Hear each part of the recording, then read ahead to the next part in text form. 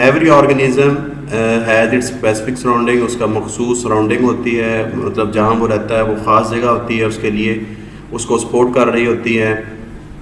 या फिर वो environment which it continuously interact, या वो माहौल जिसके साथ उसका मुसलसल रिलेशन होता है या मुसलसल उसको सामना करना पड़ता है, एंड फुली अडॉप्टेड, और उस माहौल के अंदर जो है वो बिल्कुल अपने आप को ढाल लेता है रहने के लिए। जो जानदार का माहौल है ये मजमूआ है हमारे पास फिज़िकल, मतलब कि abiotic and biological biotic condition का।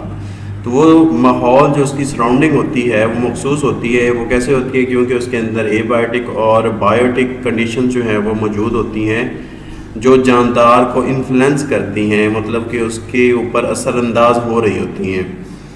तो हम लोग इसमें इकोलॉजी के अंदर यहाँ पे डेफिनेशन आ रही है इसकी, स्टडी करते हैं इंटर रिलेशनशिप, जानदार का तल्लक पाया जाना, जानदार का रिलेशनशिप पाया जाना।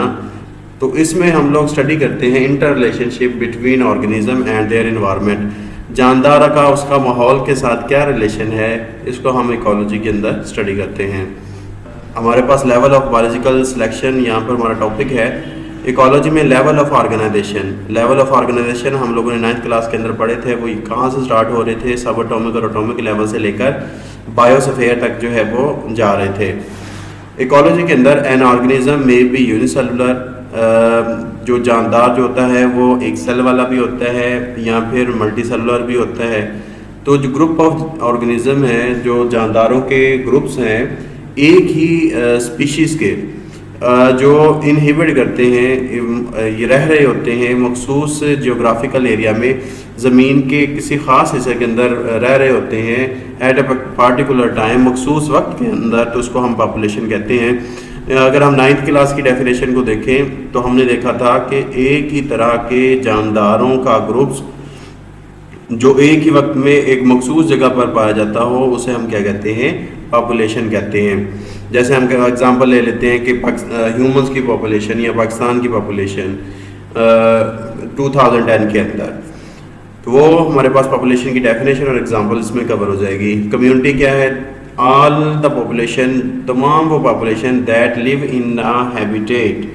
अब पहले एक पॉपुलेशन की बात हो रही थी, अब तमाम पॉपुलेशन, जिसमें इंसान भी आ जाएंगे, जानवर भी आ जाएंगे, परिंदे भी आ जाएंगे, पौधे भी आ जाएंगे, सारी पॉपुलेशन जो एक दूसरे के साथ अट्रैक्ट कर रही हैं हैबिटेट के अंदर, एक दूसरे के साथ जिनका एक दूसरे से रिलेशन मौजूद है। जैसे आप अपने सराउंडिंग के अंदर देख लें, आपका दूसरे जानदारों के साथ कितना रिलेशन जो है वो मौजूद है, और दूसरे जानदार जो है वो आपके ऊपर जो है वो उनका आपके साथ जो है वो रिलेशन मौजूद है।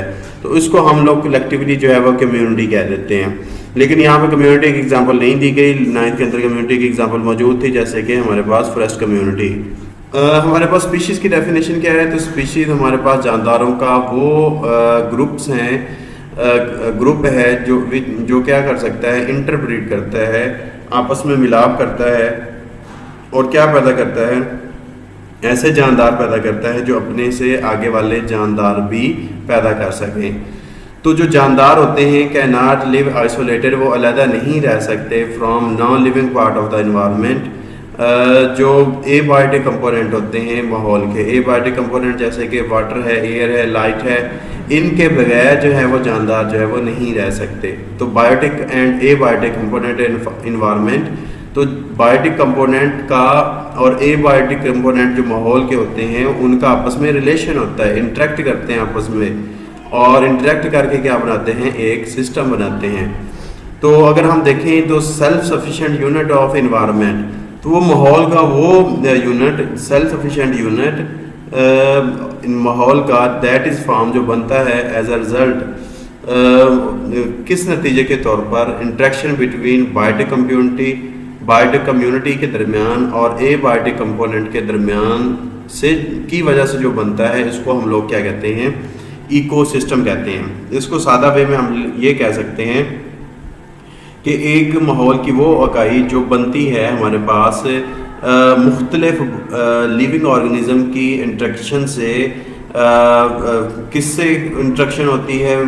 जानदारों की हमारे पास एबायोटिक कंपोनेंट, एयर, लाइट और वाटर से, जैसे कि हमारे पास ये फूड वेब बनती हैं या फूड चेन्स बनती हैं, तो उसमें मुख्तलिफ हमारे पास जो कम्युनिटीज़ होती हैं वो इंटरेक्ट कर रही होती हैं।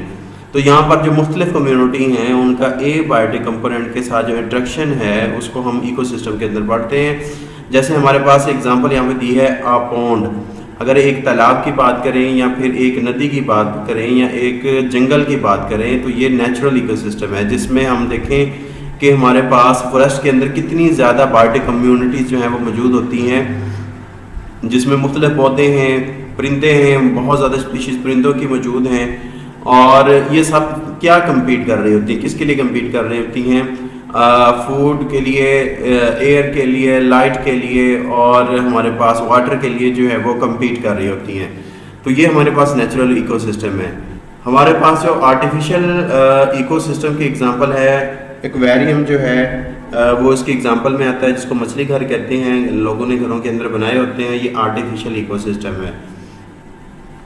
तो इकोसिस्टम ऑफ द वर्ल्ड, तमाम दुनिया की इकोसिस्टम मिलकर जो है वो क्या बनाते हैं? बायोस्फीयर जो है वो बनाते हैं।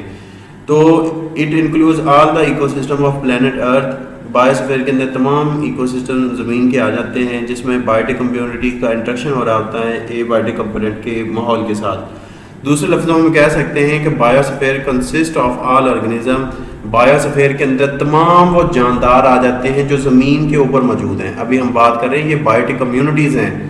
And region of the earth, और ज़मीन के वो हिस्से जहाँ पर वो मौजूद हैं, ये ज़मीन के वो हिस्से जो हैं वो एबायोटिक में आ जाएंगे। Biosphere ranges from the floor of ocean. ये आपके पास समंदर के जो लेयर होती है, बॉटम होता है, वहाँ से लेकर जो हाईएस्ट माउंटेन है, सबसे ऊंचाई पर जो माउंटेन है वहाँ तक जो है वो फैला हुआ है। इसकी मोटाई कितनी है? ये 20 किलोमीटर जो है वो थिक है बायोस्फीयर लेवल।